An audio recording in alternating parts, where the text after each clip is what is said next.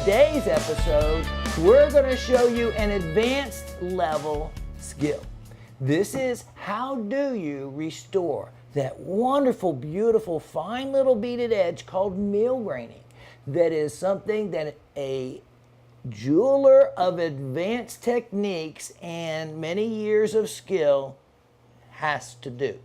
I say that because many jewelers can size a ring, solder a chain, but what this level takes is that advanced level, restoring antique pieces. Not just estate pieces, remember estate is just previously owned, but antique pieces. And milgrating is an artwork that goes back thousands of years. It dates back to European goldsmithing, back with Etruscan work, which is amazing. I don't know how they did it then. But some of the techniques, nothing has changed.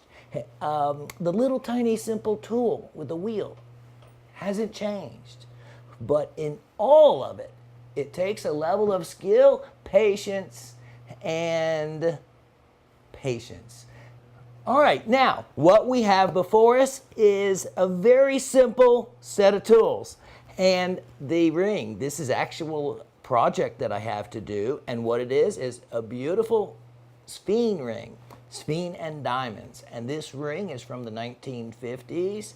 That was a popular era for not only white gold, but for doing that milgrain, that little beaded edge around there. Now, not to be confused with some of the modern lower cost pieces where the milgrain is so large that it's cast in place. We don't deal with any of that here. All of the beautiful older estate antique items, all that milgrain has to be applied by hand and hand only. So that brings us to the tools. Now, this technology, if you can call it such, goes back a long ways because all it involves is the wheel. What we have a little bit different are the handles that hold the piece that holds the wheel. And one has just a flat side, as you can see, and the other is completely round. Now, why you say that makes a difference? Well, in making the turn.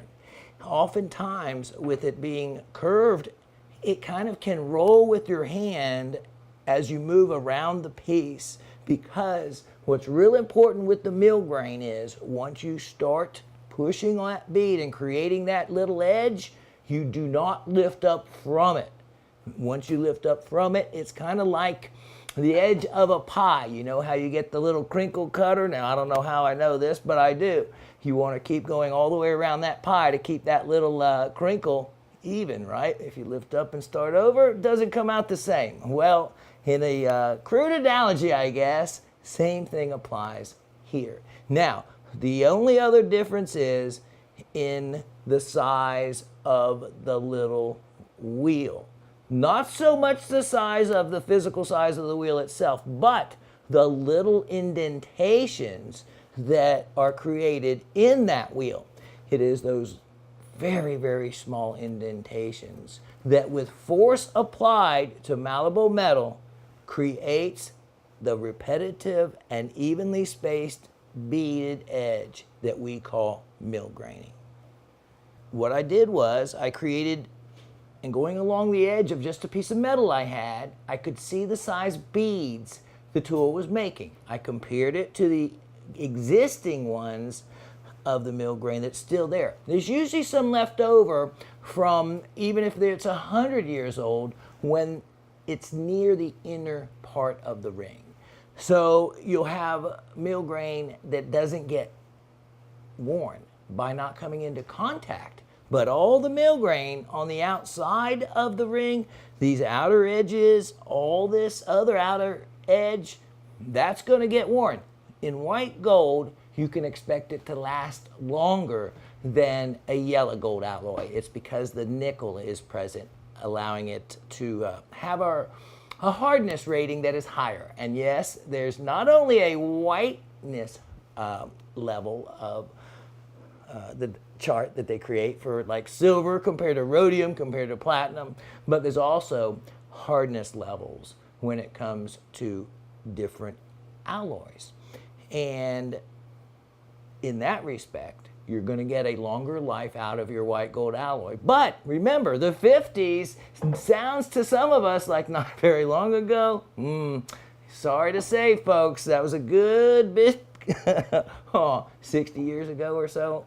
Now, that will put the wear on anything, including platinum. So I've gone ahead, I've used the tool, I've matched up what I think is going to be the size. Now, we never exactly know until we really put the pattern down and compare it, but I think we're going to get close enough. And all we can do now, the goal is to keep this on that edge where the original milgrain was created for as long as possible without raising the tool up off the metal.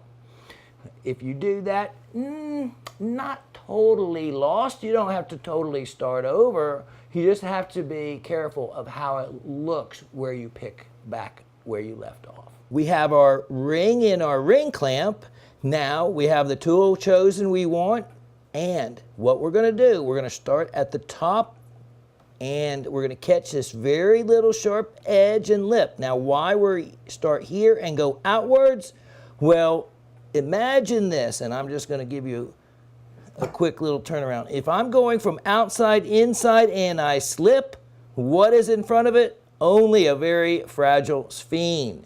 So by doing it, going from inside to outside, slipping is often common, but if it does happen, we're not going to be slipping right in to that beautiful, beautiful sphene. So let's get going. It takes a lot of close-up work and magnification, proper placement of the tool,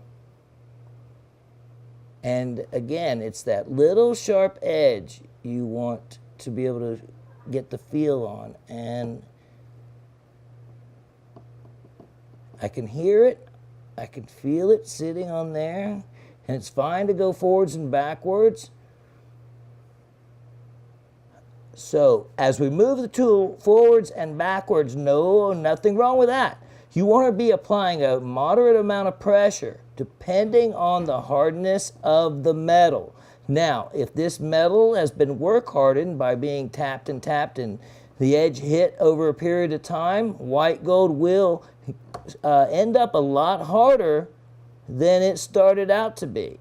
And the harder it is, the more difficult it is to create that milgrain impression. Now, if you saw me slide off, I can actually put the tool back down and by moving it back and forth, feel exactly at the groove where I left off and put it back into position to complete the one direction I was going in. All right, let's take a look at this. And as you can see, now we're going to go back over this again, but I think you can see where once there was almost none is now a pre-polished version, of a beaded edge. Once we have that, it's okay to go back in over the top of it, applying additional pressure. You're creating another beaded edge, so to speak, but what you're also doing is kind of filling in the gaps. Picture it this way. For those of us with phones that require a fingerprint, it's like filling in the little fingerprint ID where you have to put your finger on it multiple times to fill it all in. Hey, I'm coming up with some good analogies today. Well, that's the case here. So let's go back in. I want to make sure that I've created a beaded edge along the entire length of this channel. You might actually even hear that being created.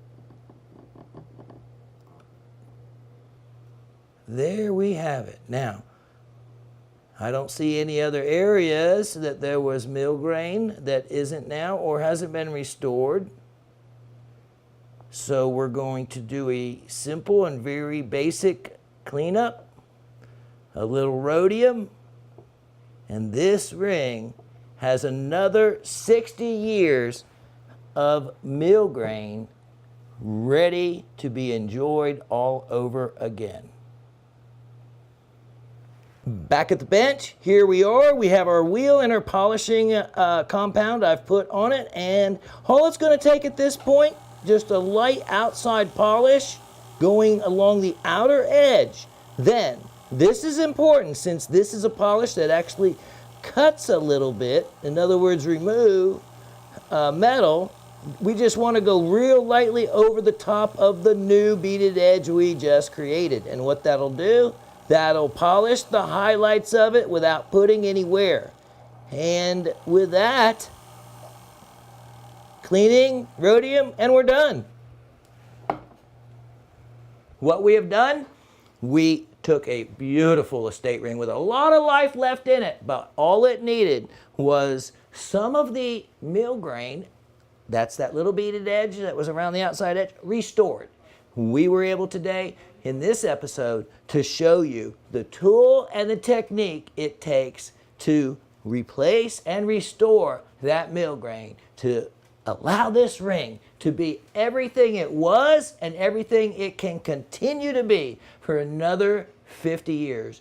If you ever have anyone work on your ring, make sure that they are of a higher level skill in goldsmithing and in gem setting techniques, because your average jeweler cannot apply and know how to manipulate the milgrain in the manner to correctly do it. And that's the key word. So do your research. Right here at Gem Shopping, we have those kind of jewelers and goldsmiths. And I am proud to say this ring has another good 50 or 60 years to go. So thank you very much for joining me again in this episode, and hope to see you in the next How Do You series.